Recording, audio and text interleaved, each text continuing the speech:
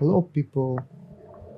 Today I'm here because I want to talk to you about what Krishnamurti really did. And I will try to explain what he was. And I'm doing this because I see a lot of people, a lot of gurus today talking really negatively about Krishnamurti. And I will try to explain why it's like that. And why this guy is always occult in every spiritual discussion. That can be the recent guru talking about him, or Theosophist talking about him, or the pretendant of any religion who comes to talk about him in any writings. Try to occult what he really tried to show to people. Try to, if we can say, teach to people. I will try to explain you in this video what this guy really tried. You can see on the internet a lot of video of gurus. I can name some of them like Alan Watts, Osho, Eckhart Toll, or every people would talk about him that would say, I understand Krishnamurti, but I'm doing my business, there's one more guy who's ridiculous, which is Deepak Chopra. Oh my God. They're talking, or some of their writing talking about Krishnamurti. And we can always see the same criticism about him, and always this sense of respect of this religious guy, but he was harsh, he had no love, he didn't give people love. So it's why maybe he's not for you, because he's too much intellectual, and and being intellectual, it's not good, it's not wisdom, because we know what is wisdom better, and it's not the intellectual explanation of things. And that Krishnamurti was an intellectual person, and he's giving intellectual discourse, intellectual phrases to people to feed them, feed their ego. So that was those people generally say. And there's a third point which comes all the time, is the fact that those people generally had contact with Krishnamurti, which means they saw one of his talks when they was young. So those people, example Osho, say he saw one of the talk of Krishnamurti, and he didn't even finish the end of the talk. Like he say, I didn't finish listen him, I moved away. So the thing is, where he did move to create his own sect, he captured some light from the fire that Krishnamurti was, and he said, "Whoa, why lose my time with those talks and studying what this guy's saying? I think I understood, and I will go do my business." So it's what every spiritual thinker of last decade has done, without really going deeply into this man's and what he's saying. They try to relate themselves by far to him, and try to only relate themselves in the idea of they are doing something same, they are holy people. Krishnamurti never said he was holy, but he talked about the holiness in man.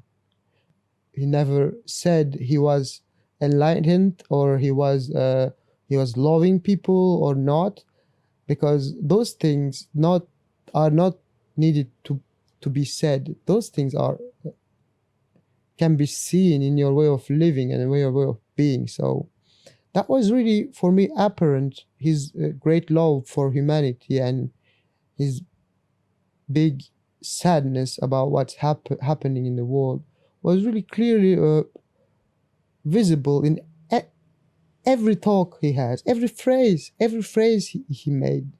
This love and big immeasurable compassion he has to the humanity. And if I think it's what Krishnamurti done all his life, try to show us a love which is not the superficial result of some stupid beliefs, but love which is lived and sing and talked, the words of wisdom.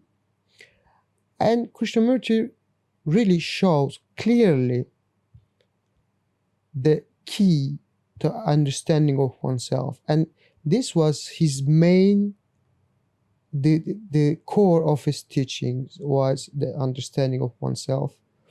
And in this it's implied the understanding of thought. So this point is really important because Krishnamurti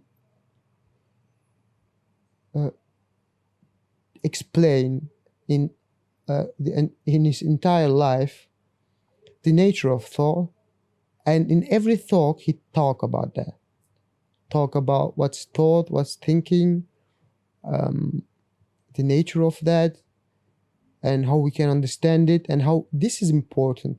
And then he talk about life from this understanding he had of our mind. He understood general life. It's like a scientific formula. Everyone can agree on that. And like saying the air is oxygen is giving us life, and everyone can agree on that, you know. So Krishnamurti discovered something, and he began to say to people and saying, you know, thought is the reaction of memory. And you know what? None of those people will listen to him. From close or far, has put importance to this part of his teaching, which is the core of his teaching. He understood a lot by understanding himself. So people always listen him, quote him for approving their beliefs. So they never talk about the core of the teaching. Nobody, you can really see it clearly, nobody, rare those people who really study the teachings, and really it's apparent in every talk, you cannot miss it, you know. So why people don't talk about what he has discovered? Can you imagine that we don't talk about electricity, that Tesla talk about electricity and nobody want to listen to him? Where we will be today? Can you imagine that? Where will be our technology, or the way of living we have today, if we didn't grasp those important message of those important people, their important discovery about life? But when it's come to spirituality, people accept everything, every nonsense which has no which has no effect in reality, which has no real sense, but they don't see the discovery of someone. Why people don't grasp the message he had, the core of his teaching, which is the nature of thought? Because he said every talk that without understanding this, and without understanding the nature, without understanding oneself and the nature of thought, you can go anywhere. Anywhere you go, it's illusion. So what's happened when you understand this? It's you begin to understand yourself when you are living your daily life, seeing your thoughts and their nature, and then you can grasp yourself deeply and understanding. And he said that understanding brings naturally peace, silence, and what he say, it's logic, saying, you know, you can test it in your life. It's like a scientific formula he gave us. It's like Edison and Tesla, which brings electricity and light. And not today, we just only push on a button and we have lights. So it's what he did. He cleared up every superstition and misleading beliefs and conclusion on religion, and he came to the essence of the expression of truth, which is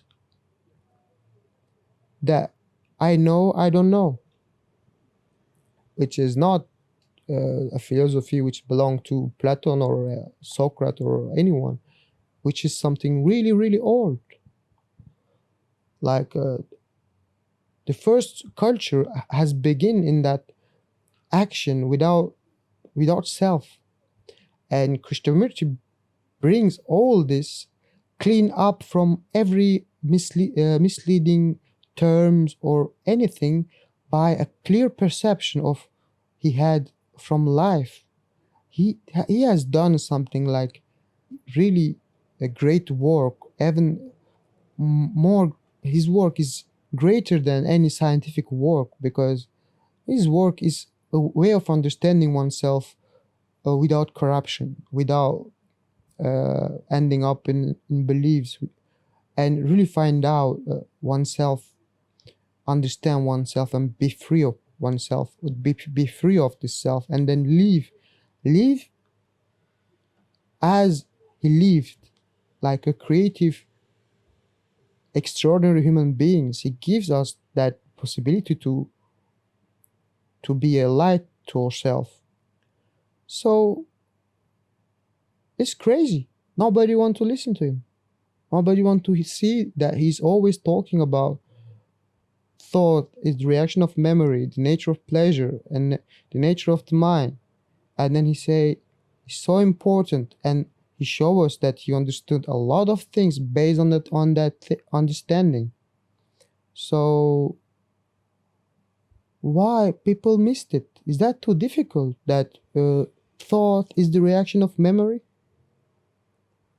Maybe that was difficult for the people of those time who don't touch computers and things, but for our generation, I think it's something really simple to understand because our computers was based on that based on memory, on image, on a OS, which is operator system. So the computer was inspired by human brain and his functioning. So we are actually learning about our brain. We are learning about our brain by using those technologies. So I think maybe we are more able to understand what this guy says about the nature or brain mechanism. So